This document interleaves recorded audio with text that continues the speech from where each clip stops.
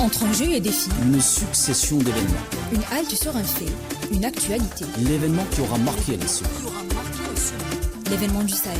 Un rendez-vous hebdomadaire destiné à décortiquer, analyser et commenter l'actualité phare du Sahel. L'événement du Sahel, présenté par Zine Chafaoui.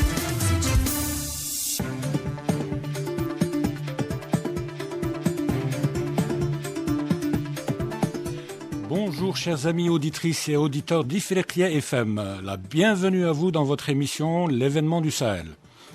Je rappelle que L'événement du Sahel est une émission hebdomadaire destinée à analyser, commenter et débattre des événements phares qui ont marqué la semaine de la région. Le numéro d'aujourd'hui est consacré à la situation au Niger où a eu lieu un coup d'État le 26 juillet dernier. Alors pour en parler, j'ai le plaisir de recevoir dans les studios d'Ifriqiya FM Mohamed Saïd Ben Azzouz, docteur d'État en sciences politiques, universitaire et spécialiste des questions de sécurité. Bonjour. Bonjour Mohamed Saïd Ben Azzouz. Il y a également avec nous Ahmed Kateb, chercheur en sciences politiques et ancien journaliste. Et aujourd'hui, exceptionnellement, nous aurons un troisième invité. Il s'agit de notre confrère Tarek Hafed du quotidien et Bourse. La bienvenue à vous, messieurs. Bonjour. Merci pour l'invitation. Alors nous sommes donc partis pour 26 minutes de débat, mais avant de vous céder la parole, chers invités, je ferai juste un petit rappel des faits. Alors les dirigeants de la communauté économique des États d'Afrique de l'Ouest, CEDEAO, ont prévu de se réunir ce jeudi à Abuja, capitale du Nigeria, pour un sommet extraordinaire sur le Niger. Alors les dirigeants de l'organisation ouest-africaine se pencheront sur la situation politique et les récents développements au Niger, selon un communiqué de cette organisation. Il est à rappeler que le 30 juillet dernier, lors d'un précédent sommet à Abuja, les dirigeants de cette organisation avaient donné un ultimatum d'une semaine aux militaires ayant pris le pouvoir à Niamey pour rétablir le président Bazoum dans ses fonctions. La CEDEAO avait même menacé de mener une opération militaire dans le cas où ces militaires réunis au sein du Conseil national pour la sauvegarde de la patrie, CNSP, ne s'exécuteraient pas. Finalement, l'intervention annoncée pour dimanche à minuit n'a pas eu lieu. Entre-temps, les appels en faveur d'un règlement diplomatique se sont multipliés. L'événement du Sahel. Docteur Saïd Ben Azzouz, pourquoi les dirigeants de la CEDEAO se sont-ils ravisés? Pourquoi cette opération militaire n'a pas eu lieu? Que s'est-il passé entre-temps? Il est encore trop tôt pour dire qu'il n'y aura pas d'intervention militaire. En fait, je pense que c'est les Américains qui sont en train de pousser vers une solution diplomatique. Oui. Bon, malgré que leur envoyé n'a même pas été reçu par le président du Conseil. Je pense que c'est juste cette temporisation est due juste aux efforts américains. Oui. Mais bon, la CEDEAO sera obligée de faire quelque chose. Si, quand on voit que le Conseil est vraiment ferme, il refuse de recevoir toute délégation avant que les sanctions soient levées. Oui. Donc c'est du stand-by. Je ne crois pas que la CEDEAO a renoncé à l'option militaire. À intervenir. Surtout que, en fin de compte, c'est que la France qui est en train de pousser vers ça. Oui. Les appels téléphoniques au président du Nigeria, les appels téléphoniques au président du Bénin qui risque de faire défection aussi à la coalition. Donc je pense que c'est une affaire de temps. D'accord.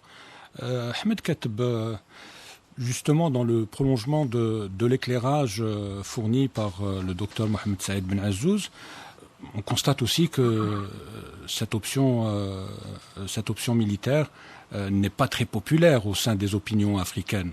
N'est pas du tout populaire auprès des opinions africaines. Alors qu'est-ce qui s'est passé? Bon, on l'a dit à plusieurs reprises, il y a une lame de fond qui refuse depuis quelques années déjà ce qui reste de la France-Afrique, oui. Donc des dictates européens, français notamment, occidentaux plus en général. Les opinions publiques africaines perçoivent le monde autrement. Il y a une sorte de sortie de l'ornière pour voir plus clair et pour comprendre que la complexité actuelle du monde fait en sorte que plus ces pays et peuples multiplient les partenariats, mieux c'est pour eux. Donc, il y a une prise de conscience Oui.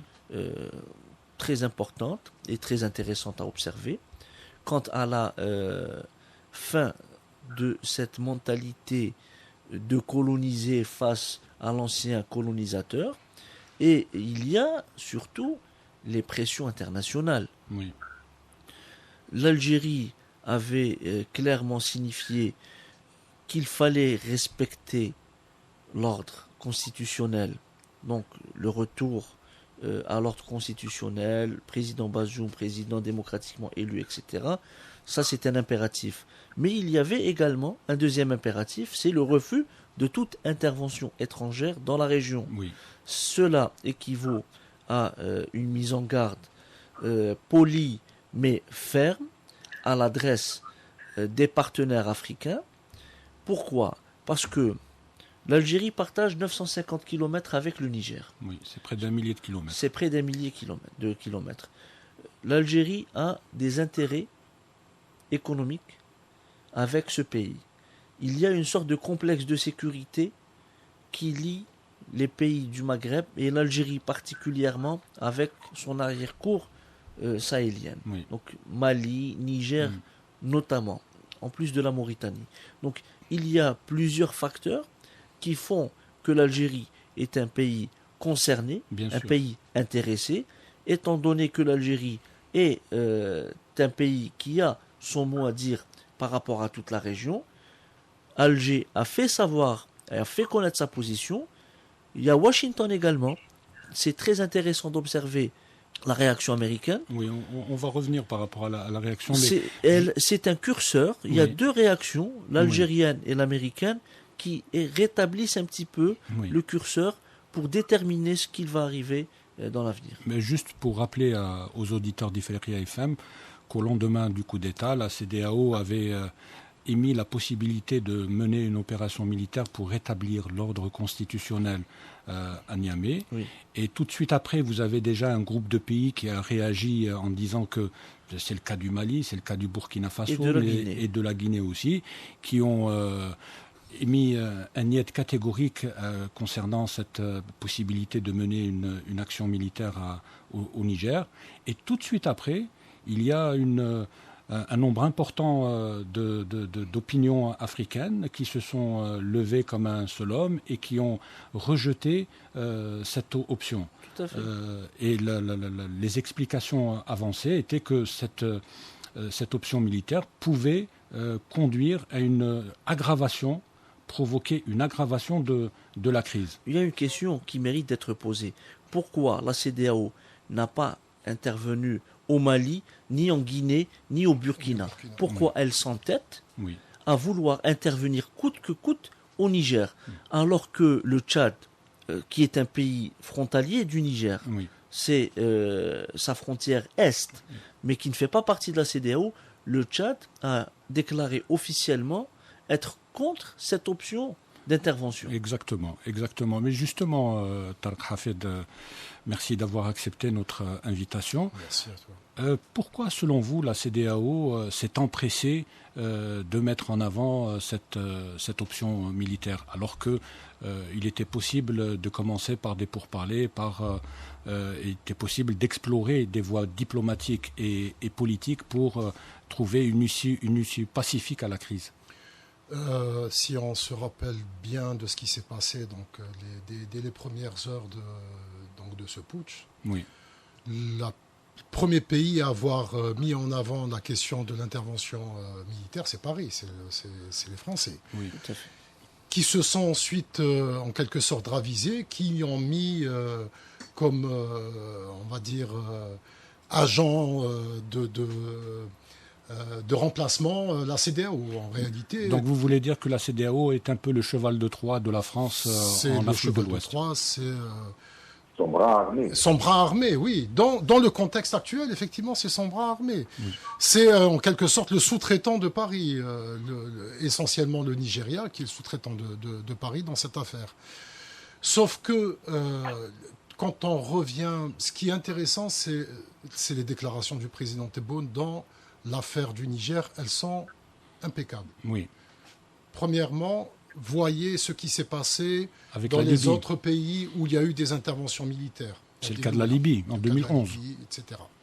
Deuxièmement, on ne règle pas des affaires internes avec l'intervention d'autres pays, même si c'est la CEDEAO. La CEDEAO, d'ailleurs, qui n'a aucun mandat légal pour intervenir. Africain, ni onusien. Ni onusienne, ni africaine. Oui. Qui est un regroupement économique en réalité. Et donc ça pose carrément la question de la légitimité, de la légalité de cette intervention. Attention, un petit bémol, la déclaration politique d'Abuja de juillet 1991 stipule que en il cas... y a eu le Libéria, effectivement, il y a eu le cas du Libéria, la Gambie, il y a eu des précédents, mais pas avec cette insistance. Oui. Et autre chose, il y a deux acteurs qui sont parfois, dans certaines régions, plus puissants même que les armées de ces pays. Donc c'est l'État islamique et AQMI. Et intervenir directement dans ce qui est en train de se passer dans le contexte nigérian va provoquer, va faire le jeu de ces groupes terroristes. Et ça, Alger le refuse. Un dernier point, l'Algérie est en train de miser énormément sur cette sous-région, donc sur le plan économique, sur le plan du développement. Il y a le chemin de fer, il y a les deux hubs aériens, donc un hub de fret et un hub de passagers. De transit. Il y a la question du gaz en provenance du Nigeria. Il y a réellement des éléments de développement qu'Alger essaie de mettre en place, c'est-à-dire que même sur le plan des intérêts économiques de l'Algérie, toute cette situation, avec une intervention étrangère, va être catastrophique. En réalité, une intervention étrangère risquerait de compromettre les intérêts économiques et sécuritaires de l'Algérie, de toute la région. Et de toute la région. Mohamed Ben Azzouz, tout à l'heure, Ahmed Kateb avait évoqué l'implication des États-Unis d'Amérique dans le règlement de la crise. Les États-Unis, un pays que vous connaissez bien, on peut même dire que vous êtes un spécialiste de la politique américaine. Qu'est-ce qui fait courir les États-Unis ? Pourquoi les États-Unis n'ont pas, si vous voulez, marché n'ont pas suivi la feuille de route de la CEDEAO et ont préféré dépêcher le numéro 2 du département d'État à Niamey pour discuter avec les militaires au pouvoir ? Ça, c'est vraiment pas sûr. Parce que quand on analyse les propos du département d'État, il commence d'abord par évoquer la CEDEAO avant d'évoquer sa propre position. Là, d'habitude, dans la politique américaine... Et ils ne le disent pas pour la forme ? Ils ne le disent pas pour la forme ? Non, je ne pense pas. Tant que c'est dans le sillage de mes intérêts, je laisse faire. Mais là, il semble avoir tiré vraiment la sonnette d'alarme et on peut assister à un comportement assez énergique des Américains pour deux raisons. Oui. Il y a l'affaire de l'uranium. Vous savez qu'en janvier, les contrats qui étaient inflexibles ont été modifiés sous impulsion des Américains vers des contrats d'exploration. Avec uniquement 10% pour le Niger. Oui. La politique américaine dans ce domaine consiste à se passer de la dépendance envers la Russie, qui est un grand producteur d'uranium et qui est en train d'alimenter ses propres centrales actuellement. Dans le cadre de la crise d'Ukraine, on peut noter que Rosatom n'est pas concerné par les sanctions qui sont infligées à la Russie. Vous voulez dire qu'en plus des Français, les États-Unis exploitent aussi l'uranium du Niger ? Non, ils sont vraiment... Il y a des Canadiens qui sont là-bas, il y a les Français aussi. Ce qui les intéresse, les Américains, c'est que la production du Niger soit encore plus développée qu'actuellement. On n'oublie pas que c'est le plus grand gisement du monde. Oui. Mais actuellement, c'est le 4e ou 5e producteur. Les gisements ne sont pas totalement exploités. Donc ça, c'est une ligne rouge pour les Américains. Donc vous voulez dire que les Américains ont aussi des intérêts économiques au Niger, et le fait d'avoir dépêché la numéro 2 du département lundi dernier, cela pourrait vouloir dire qu'ils privilégient la voie politique au détriment de la voie militaire, qui risquerait aussi de provoquer une nouvelle donne sur le terrain. La voie militaire, il y a aussi la question de la Russie. Donc, actuellement, les Américains sont extrêmement sensibles à toute influence russe ou implantation russe. Donc, il y a ces deux points qui font que les Américains peuvent percevoir cette crise pas comme une crise de seconde priorité, mais comme une crise de première priorité. À ce moment-là, ils pourront être amenés à mettre le paquet et à n'exclure aucune option. Ça, d'une part. Oui. D'autre part, on voit que Paris insiste pour l'intervention militaire. Oui. Bon, tout simplement, le scénario qui est imaginé par Paris, c'est que l'intervention militaire commence et après, on va assister à une dislocation du Conseil des putschistes, c'est-à-dire ils tablent aussi sur le chef d'état-major qui pourrait faire détection. Alors leur calcul, c'est commencer un coup de force qui permettra de faire éclater le groupe qui est au pouvoir actuellement au Niger. Et il faut le dire que c'est un groupe qui est réellement sous pression actuellement. Il est sous pression, mais il semble vraiment résister aux pressions. Il semble vraiment soudé. Seulement il est un peu pris de vitesse, c'est normal, parce que les intérêts américains et français au Niger, c'est pas les mêmes intérêts qu'ils ont ailleurs, comme au Mali ou autre part. C'est vraiment très important pour le Niger, donc la crise risque de... Très bien. Merci Mohamed Saïd Ben Azouz. Je vais me tourner vers Ahmed Kateb. Pourquoi l'opinion nigériane en général et les membres du Sénat nigérian se sont-ils opposés farouchement à une éventuelle intervention au Niger? Maintenant, on parle du Nigeria et du peuple du Nigeria. Exactement. C'est intéressant d'observer que le peuple nigérian refuse l'option militaire, parce que, en réalité, le peuple du Nigeria considère le peuple du Niger comme étant un peuple frère. Particulièrement les populations du nord du Nigeria. Donc, il y a des liens de parenté, matrimoniaux. C'est pratiquement les mêmes clans, les mêmes tribus. La même langue, mais chacun d'un côté de la frontière par rapport à l'autre. Donc, ils sont dans le même imaginaire social, tribal, politique, etc. Donc, pour le nord du Nigeria, c'est pratiquement agresser un peuple frère. Pour le Sénat du Nigeria maintenant, le Sénat, il y a des intérêts politiques, il y a des intérêts économiques. Il ne faut pas oublier que le président Bola Ahmed Tinubu n'a pas été élu, entre guillemets, dans une atmosphère consensuelle. Il y a eu plusieurs contestations à son élection. Et le président Tinubu a séjourné près de 2 mois en France juste avant son investiture. Donc il y a des éléments qui expliquent un petit peu son alignement sur la position de la France. L'alignement de Tinubu sur Paris. Hier, donc mercredi, le président du Nigeria estime que le dialogue est la seule voie idéale pour sortir de la crise, même si l'option d'une intervention militaire n'est pas écartée. Alors, on voit une volte-face, un changement de position total, que les éléments de langage ne sont plus les mêmes. En l'espace de 3-4 jours. 3-4 jours, on était sur... On fonce sur Niamey tout de suite. Et là, on privilégie le dialogue, la concertation, il faut arriver à une sorte de réconciliation. Et là, Tinubu réaligne sa position à partir de deux postulats, l'un américain et l'autre algérien. Il ne faut pas l'oublier. Il ne faut pas oublier aussi que les relations algéro-nigérianes sont bonnes et que les canaux de discussion ont dû fonctionner.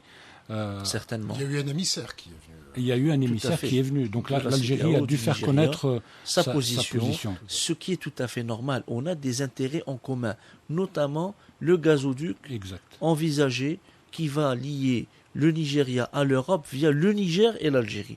Donc, toute déstabilisation de la région est néfaste pour les intérêts de tous. Donc là, on parle des trois pays concernés, Nigeria, Niger et Algérie. Oui. Sauf pour un pays. La France. Oui, et le Maroc. Oui, tout à fait. Voilà. Mais justement, on peut retenir l'idée éventuellement que le président nigérian a finalement tenu compte de son opinion publique interne et des avis avisés de l'Algérie dans de la gestion de ce dossier de la crise du Niger.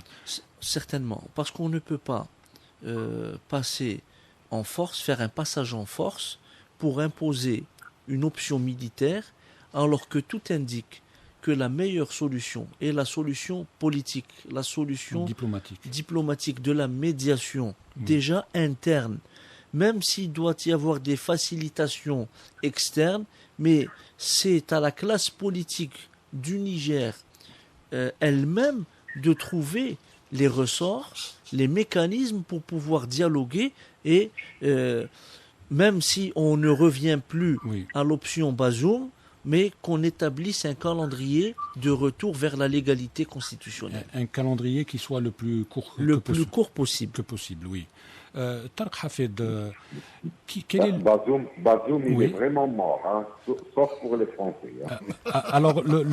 Alors, docteur Mohamed Saïd Ben Azouz, vous considérez que le président Bazoum est durablement disqualifié? Qu'est-ce qui vous le fait dire? Oui, c'était un président qui appelle, disons, quand il avait son téléphone, il a appelé ouvertement les puissances étrangères à intervenir chez lui, chose que la population rejette catégoriquement. Maintenant, ce qui se passe pour la population nigérienne, une population qui soutient carrément les putschistes, il y a eu l'autre partie de la population qui était plus ou moins légaliste et tout, se rallie aux putschistes en perspective d'une agression militaire. Donc c'est un fait qui a encore augmenté la cohésion au sein de la société nigérienne. Oui, reconnaissez, Mohamed Saïd Ben Azouz, que ce qui s'est produit ces derniers jours est un peu unique, un peu dans les annales africaines. Ce sont les opinions publiques africaines qui se mobilisent pour dénoncer le néocolonialisme et pour dénoncer une intervention militaire contre un pays. Tout le monde le reconnaît, même... On est en train de voir un peu les intellectuels français actuellement. Ils commencent à reconnaître ce fait. Et ils commencent à reconnaître que la raison pourquoi il y a coup d'État. Et ils commencent à reconnaître que c'est une expression populaire, une expression, une volonté de changement, une volonté d'évolution des sociétés africaines, une lame de fond, comme dit mon ami Kessel. Donc, tout le monde commence, même les Français commencent à comprendre ça. Oui. Merci Mohamed Saïd Ben Azouz. Tarek Hafed, est-ce qu'il y a une réelle prise de conscience des opinions africaines sur maintenant les réels enjeux qui se posent à l'Afrique? Tout à fait. Il suffit juste de prendre le cas du Niger. Ça reste quand même un pays qui a assez de richesses pour son développement, pour aller de l'avant, et dans la population est dans une situation de pauvreté extrême. C'est un des pays les plus pauvres au monde. C'est quand même terrible, avec un potentiel très important. Pareil pour le Mali, pareil pour le Burkina. C'est-à-dire qu'on est quand même dans une région où il y a assez de moyens, assez de potentiel humain, de capacité de réflexion. Il faut juste qu'il y ait un contexte de stabilité, qu'on ne pourra pas avoir de sitôt, parce que, en fait, tout ce que nous sommes en train de vivre, tout ce que vivent les populations, ces pays dans cette région, c'est le résultat de décennies de néocolonialisme. Et c'est, voilà. Avec, en retour, que ce soit les Français en premier lieu, oui, et l'Europe en général, qui envoie des miettes à Agdek en disant voilà ce que vous méritez, voilà ce que nous prenons et voilà ce qu'on vous donne. C'est plus possible de continuer comme ça. D'accord, donc donc c'est la poursuite du combat libérateur de la décolonisation de l'Afrique qui se poursuit. Tout à fait. Et ensuite, et ça, je pense que les prises de conscience ont été provoquées par les Occidentaux eux-mêmes. Il faut revenir au discours de Macron, il faut revenir au discours de Sarkozy à Dakar, etc. Donc, dans l'histoire. Voilà, tout à fait. Oui. Et c'est ce genre de comportement, même ce qu'on voit en France métropolitaine quand il y a des problèmes, c'est toujours les Arabes et les Noirs. Donc, et aujourd'hui, aujourd'hui encore. Les opinions africaines prouvent tout le contraire. Tout à fait. Voilà. Ahmed Kateb, on va vous laisser peut-être le mot de la fin. Comment voyez-vous la suite des événements en moins d'une minute ? Alors, c'est très intéressant de voir ce qui va se passer. Certainement qu'il y aura une montée en puissance de cette tendance vers la médiation, plutôt que de celle de l'intervention. Mais parlons d'une lame de fond qui scinde carrément la CEDEAO en deux, les pays qu'on peut qualifier de front de refus et le reste. Pour ce front de refus, il y a le Niger, le Mali, le Burkina, au moins ces trois pays, qui ont en commun également le franc CFA. Observons la suite si ces trois pays envisagent de sortir de la zone du franc CFA. Merci Ahmed Kateb, c'était donc le mot de la fin. Nous arrivons, chers amis auditeurs et auditrices, au terme de cette émission qui a été réalisée par Hafed Foukhar et présentée par Zine Sharfaoui. À la barre technique, il y avait Adel. Merci de nous avoir suivis. Nous vous donnons rendez-vous la semaine prochaine, même jour, même heure, pour un nouveau numéro de l'événement du Sahel. Bonne écoute avec la suite des programmes d'Ifriqiya FM. Le pays de nos rêves.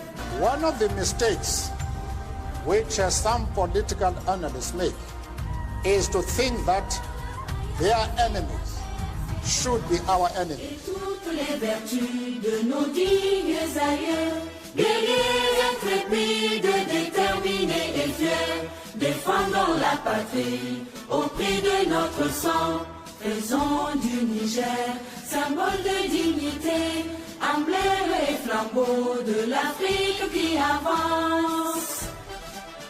Pour ces nobles idéaux, debout et en avant pour le travail, en avant pour le combat. Nous demeurons debout, portant haut le drapeau de notre cher pays, dans le ciel d'Afrique et dans tout l'univers, pour construire ensemble un monde de justice, de paix et de progrès, et pour faire du Niger la fierté de l'Afrique.